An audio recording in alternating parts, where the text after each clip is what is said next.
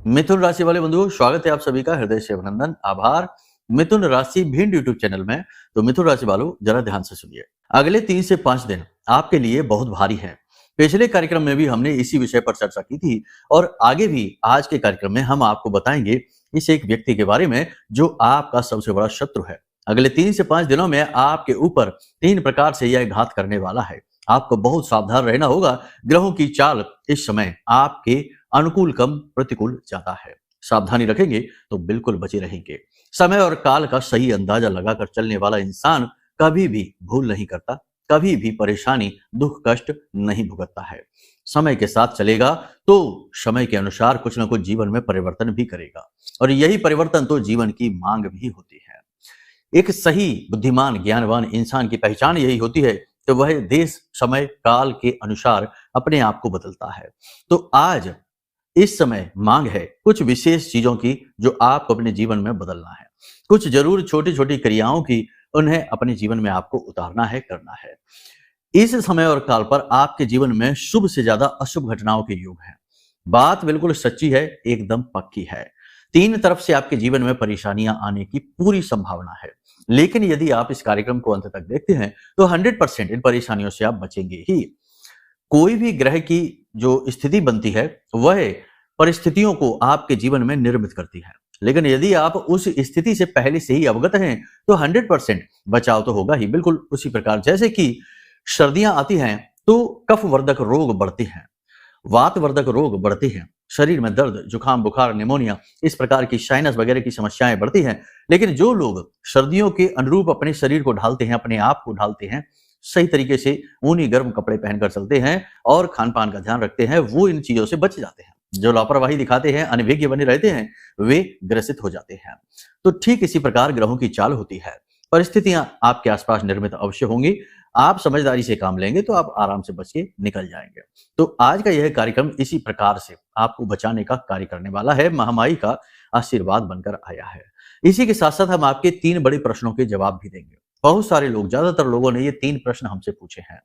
एक प्रश्न उपाय के विषय में है जिसमें हमने घर में 4 चीजें लाकर रखने के बारे में बताया था और इन 4 चीजों का बहुत ही चमत्कारी प्रभाव जीवन में होता है। जीवन धन लक्ष्मी को आकर्षित करता है। अष्ट लक्ष्मी, जिसे विष्णु लक्ष्मी कहते हैं, वह आपके जीवन में स्थापित हो जाती हैं, आपके घर में स्थापित हो जाती हैं। तो उसी उपाय को फिर से बताएंगे और उस उपाय में बताई गई चीजों के बारे में जो प्रश्न आए हैं उनके विषय में जवाब देंगे। इसी के साथ साथ हरिद्र तिलक की पूरी विधि बताएंगे। इस समय और काल पर जब जीवन कठिन होता है, लोगों की नकारात्मक दृष्टियां आपके ऊपर होती हैं, नकारात्मकता आकर्षित होती है, उस समय पर महामाई पराशक्ति आदिशक्ति मां बगलामुखी की सुरक्षा की आपको बहुत अधिक आवश्यकता होती है। तो यह हरिद्र तिलक आपकी ऐसी ही सुरक्षा करेगा और आपके अंदर आकर्षण शक्ति को भी बढ़ाएगा।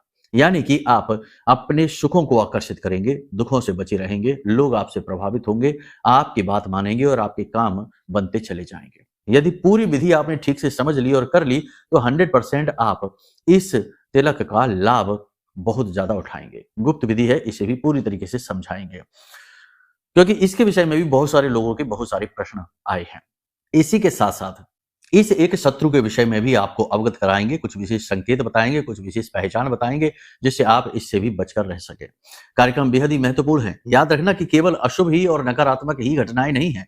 अशुभ के साथ शुभ और शुभ के साथ अशुभ दोनों ही तालमेल बैठा कर चलने वाली स्थितियां होती हैं। तो शुभ के विषय में भी बताएंगे, ग्रह गोचरों को समझाएंगे और महामाई के द्वारा दी गई दिव्य अनुभूतियों के अनुसार आपको पूरी तरीके से गाइड करेंगे। ठीक है, तो कार्यक्रम को आपको अंत तक देखना है तो हमारी मेहनत सफल होगी और आपका जीवन। तो चलिए महामाई को याद करते हुए कार्यक्रम को शुरू करते हैं। माई के दर्शन करिए। मोबाइल की डिस्प्ले पर आपको माई के दर्शन हो रहे हैं। पूरे भाव के साथ माता रानी को अपने आप को समर्पित करिए, शरणागत होइए और कमेंट बॉक्स में पूरे भक्ति भाव के साथ लिख डालिए, जय मां बगलामुखी कृपा करो। महामाई निश्चित तौर पर आपके ऊपर कृपा कर रही हैं, आपकी रक्षा कर रही हैं, तभी ये कार्यक्रम पूरी तरीके से माई के द्वारा ही प्रायोजित है और आप तक पहुंचाया गया है। आपके लिए महामाई का यह संदेश बनकर आया है, अनदेखी नहीं करनी है। अब भाव यदि मां के लिए गहरा है तो आप ये भी लिखें कि मैं भी माई के परिवार का हिस्सा हूं। महामाई के परिवार का हिस्सा बनना बड़े सौभाग्य की बात है। सबको नहीं मिलता, ये आपको मिला है, इसे जाने ना देना। तो चलिए एक और विशेष बात जो हर कार्यक्रम में कहते हैं कि एक विशेष भजन, दिव्य भजन हमने महामाई के चरणों में समर्पित किया है। यदि आपको माई की भक्ति का अनुभव लेना है, भाव को और ज्यादा दृढ़ सुनिश्चित करना है, तो इस कार्यक्रम को देखने के बाद डिस्क्रिप्शन में जाना, वहां लिंक दी गई है, उस लिंक पर क्लिक करना और आप सीधे भजन पर पहुंचेंगे और फिर उस प्रिय प्यारे से सुंदर से भजन को सुनिए और आनंदित हो जाइए। ठीक है, तो चलिए पहले कार्यक्रम को शुरू करते हैं। बात करते हैं 5 बड़ी भविष्यवाणियों की। जय माई की। बंधुओं, ज्योतिष और तंत्र विद्या के क्षेत्र में आचार्य अमित एक जाना माना नाम है। पूज्य गुरुदेव के साधनाओं और ज्योतिष विद्या के अनुभव बेहद दिव्य है। जी हाँ, पूज्य गुरुदेव ने जिसकी भी कुंडली का विश्लेषण किया और कुंडली के अनुसार उसे सटीक उपाय व महामाई माँ बगलामुखी की विशेष कृपा दी, उसके जीवन में सकारात्मक बदलाव तो आ ही है। फिर चाहे समस्या कितनी ही कठिन क्यों ना हो, समाधान तो अवश्य हुआ है। अब ऐसे में यदि आप भी अपने जीवन की किसी बड़ी समस्या से जूझ रहे हैं, जैसे कि कर्जा बढ़ता ही जा रहा है, काम धंधा और व्यापार सब रुक चुका है, रिश्ते नातों में तनाव हद से ज्यादा बढ़ गया है, पूरा जीवन ही नकारात्मकताओं से भर गया है, तो ऐसे में यही सही समय है जब आप श्रेष्ठ गुरु से मार्गदर्शन प्राप्त करें और जीवन के अंधकार को समाप्त कर दिव्य प्रकाश की ओर कदम बढ़ाएं। वीडियो में दिए गए नंबरों पर तुरंत संपर्क करिए और अपनी कुंडली का विश्लेषण व समाधान पूज्य गुरुदेव के द्वारा करवा लीजिए। देर ना करें, आपके देवी देवताओं के आशीर्वाद से ये मौका खुद चलकर आपके पास आया है, इसे गंवाना नहीं है। अभी फोन करें और गुरुदेव से मार्गदर्शन प्राप्त करें। महामाई आपका कल्याण करें। धन्यवाद। तो देखो, अभी हाल में 3 बड़े ग्रह गोचर हुए हैं। पहला ग्रह गोचर गुरु का हुआ 5 तारीख को। गुरु मिथुन राशि में प्रवेश करे, वक्री अवस्था में है, अतिचारी हैं और बहुत ही शक्ति और ऊर्जा के साथ आगे बढ़ रहे हैं। लेकिन यहीं पर मौजूद चंद्रमा है जिनके साथ युति बनाकर गज केसरी योग का निर्माण कर रहे हैं। परंतु अच्छी स्थिति के साथ बुरी यह है कि राहु की पूर्ण दृष्टि, पंचम दृष्टि इनके ऊपर पड़ रही है, जो कि कहीं ना कहीं घात पहुंचाने वाली है। अचानक से लॉस, अचानक से बुद्धि भ्रमित हो जाना और अपने लिए निर्णय ही गलत हो जाना और भावनाओं में बहकर गलत कार्य की ओर प्रेरित हो जाना, गलत लोगों का संगत में आ जाना और आपको प्रलोभन देकर फंसाने की रणनीतियां, साजिशें करना, जिससे आप फंस जाएंगे और आपका नुकसान हो जाएगा।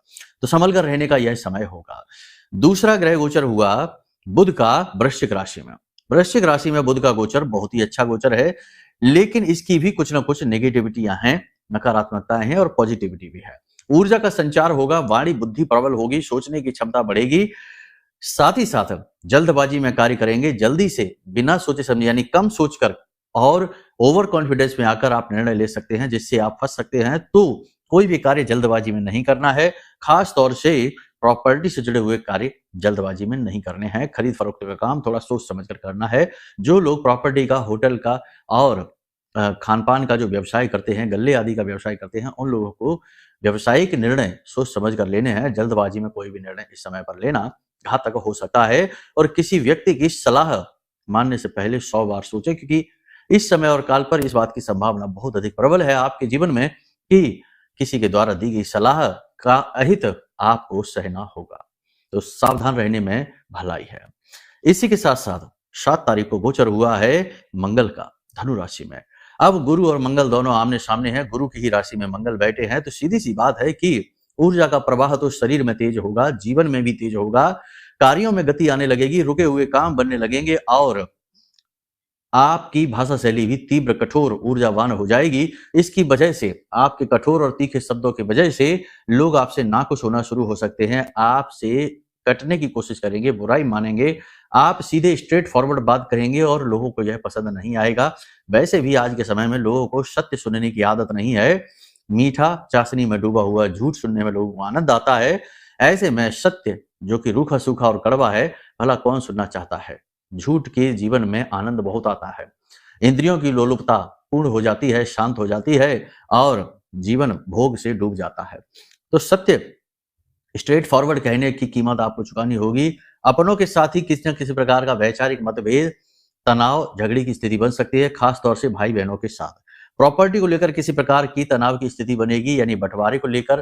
फैमिली बिजनेस यदि है तो वहां पर भी बंटवारे को लेकर नकारात्मक स्थितियां बन सकती हैं। भाई के साथ या फिर बिजनेस पार्टनर के साथ किसी प्रकार की नेगेटिविटी आएगी। आपके साथ किसी प्रकार का धोखा, फ्रॉड होने की संभावना है। आपका हिस्सा मारा जाएगा, थोड़ा सा संभल कर रहने की आवश्यकता है। याद रखना है कि जब ये स्थिति बनती है जिसमें कि गुरु के ऊपर राहु की दृष्टि पड़ती है, तो गुरु चांडाल हो जाते हैं। ऐसे में अपना ही ज्ञान अपने लिए घातक होने लगता है, अपने ही निर्णय, अपने ही इमोशंस अपने आप को मारने लगते हैं। तो आपको यहाँ पर अपने निर्णय, अपने ज्ञान और अपने विचारों पर बहुत गहराई से मंथन करना है, सूक्ष्म आकलन करके कोई भी निर्णय लें। और अगले 3 से 5 दिनों में तो फिलहाल कोई भी विशेष निर्णय, बड़ा निर्णय लेने से बचें।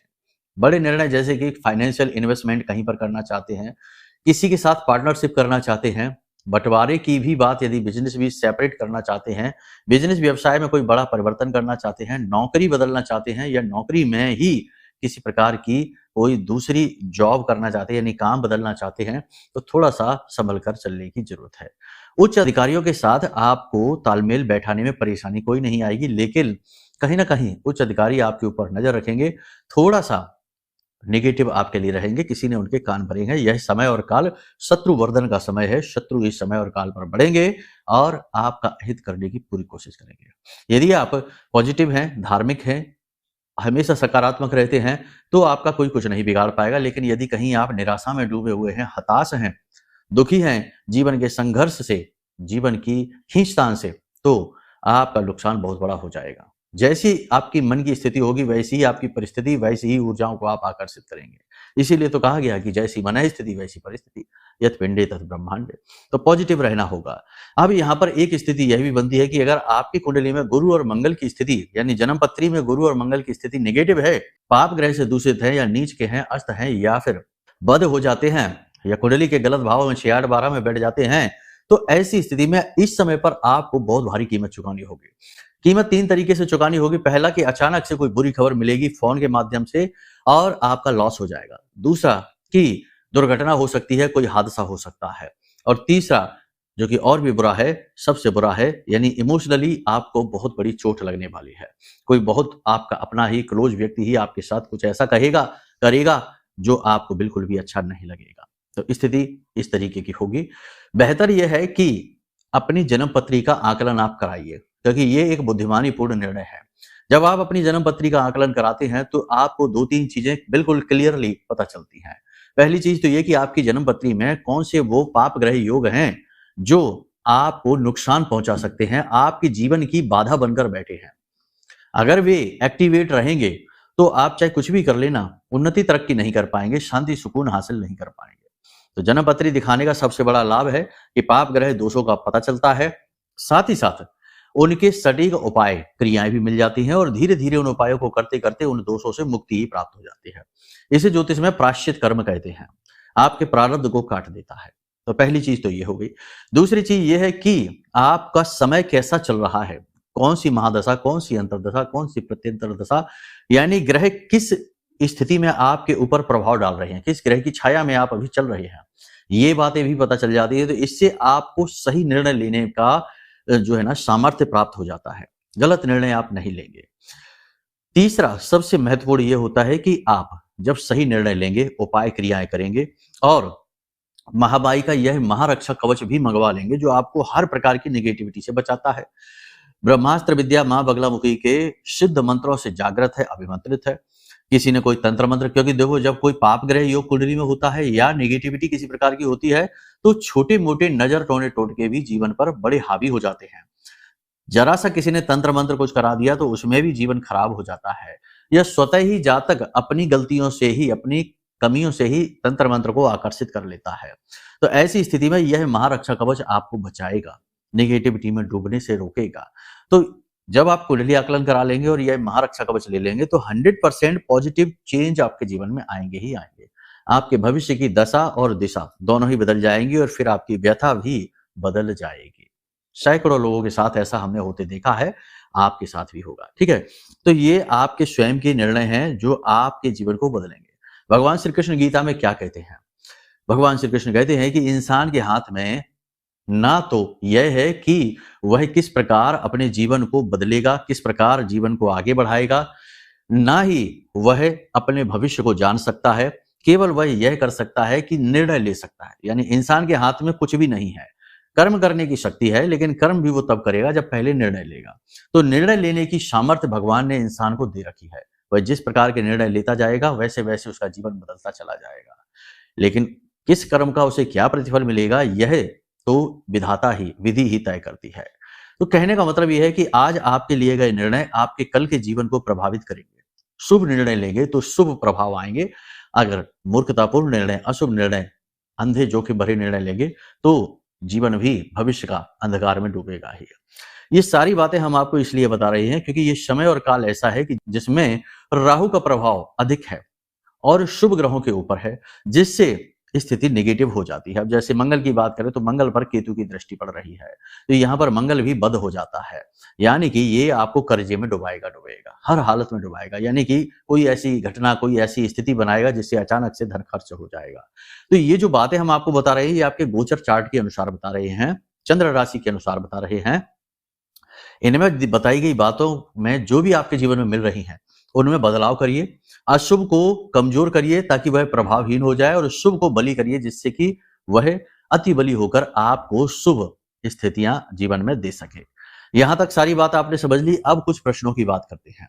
जैसे कि हमने एक उपाय बताया था जिसमें हमने कहा था कि जल का एक पात्र वायव्य कोण में रखना है, ईशान कोण में उगते हुए सूर्य की तस्वीर लगा लेनी है और माँ लक्ष्मी की तस्वीर जो है ना वो आग्नेय कोण में लगानी है, शुक्र का कोना है।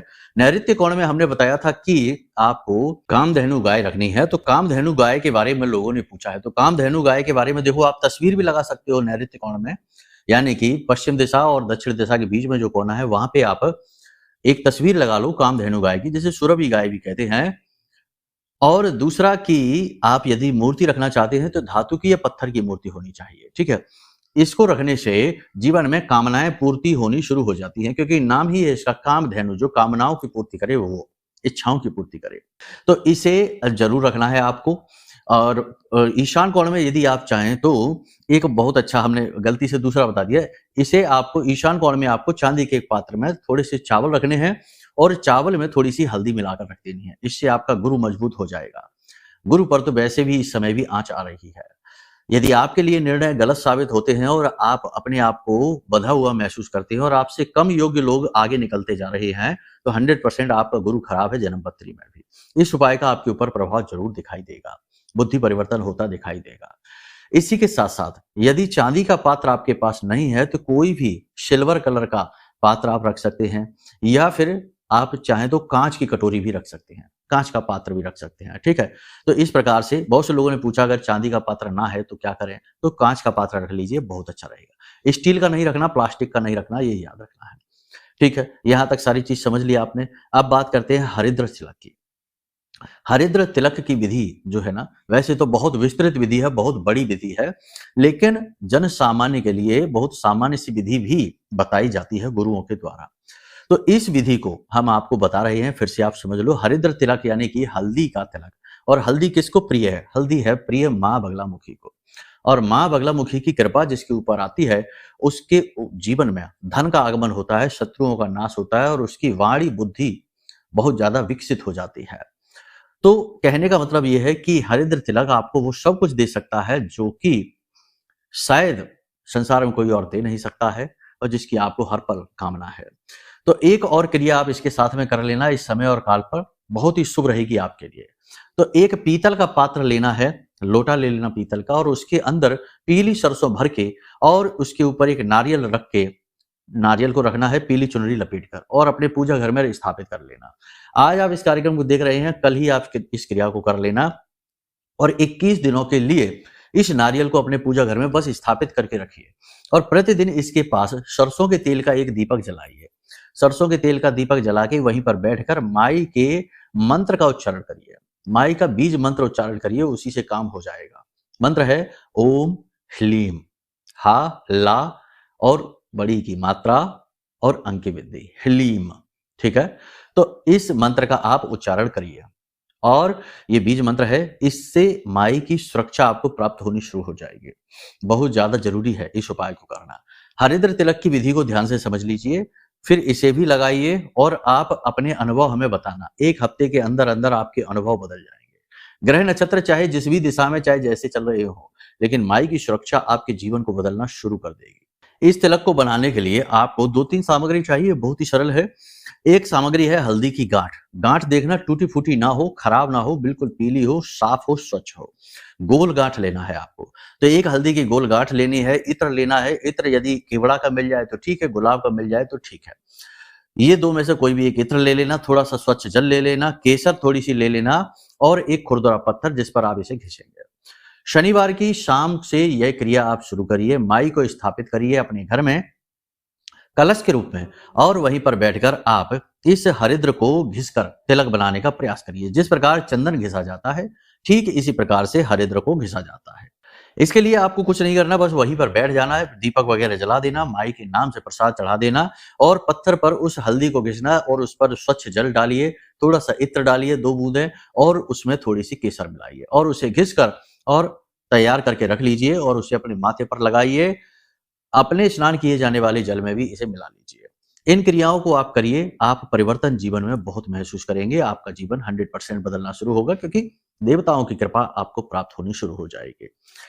इन क्रियाओं उपायों के साथ कुंडली आकलन कराने के बाद, माई का महारक्षा कवच लेने के बाद जीवन की दशा दिशा 100% बदलेगी। हम आपको लिख कर दे सकते हैं, बस बात तो माननी ही पड़ेगी। मन मर्जी करेंगे, मनमुखी चलेंगे तो जीवन भी आपको फिर मनमुखी रिजल्ट ही देगा। गुरुमुखी चलेंगे तो गुरुमुखी रिजल्ट, यानी कि जो गुरु आदेश करेंगे वैसे रिजल्ट, यानी पॉजिटिव रिजल्ट मिलने आपको शुरू हो जाएंगे।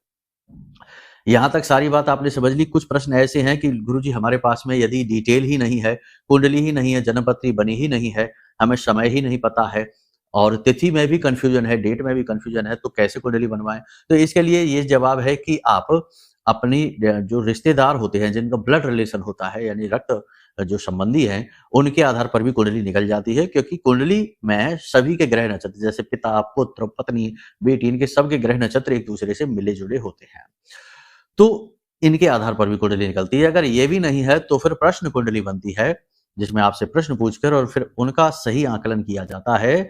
साथ ही आपका चेहरा भी देखा जाता है, तो आपकी फोटो भी 3 तरह से चाहिए होती है, सामने की, दाएं की और बाएं की।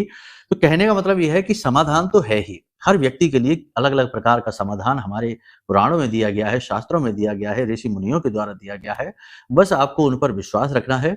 एक बार वीडियो में दिए गए नंबरों पर आप फोन करना। फोन करने से आपको बहुत सारी चीजें पता चलनी शुरू हो जाएंगी।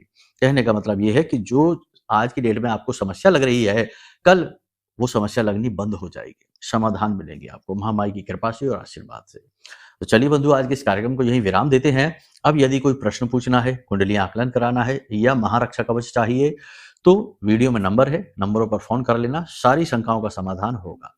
चलिए बंधुओं, प्रेम से बोलिए जय माई की, जय मां बगलामुखी। हमारे प्रिय और परम पूज्य आचार्य जी ने अपनी साधनाओं के अनुभवों पर आधारित शक्तिशाली उपाय और क्रियाओं के माध्यम से हजारों लोगों के जीवन को पूरी तरह से बदला है। आचार्य जी के द्वारा बताया गया हर एक उपाय इतना सटीक और कारगर होता है कि जो भी इसे पूरे भाव के साथ कर लेता है, उसे साक्षात महामाई की कृपा और आशीर्वाद प्राप्त हो जाती है। इसलिए निसंकोच इन उपायों को पूरे भाव के साथ करिए, आपका कल्याण होगा। जय माई की।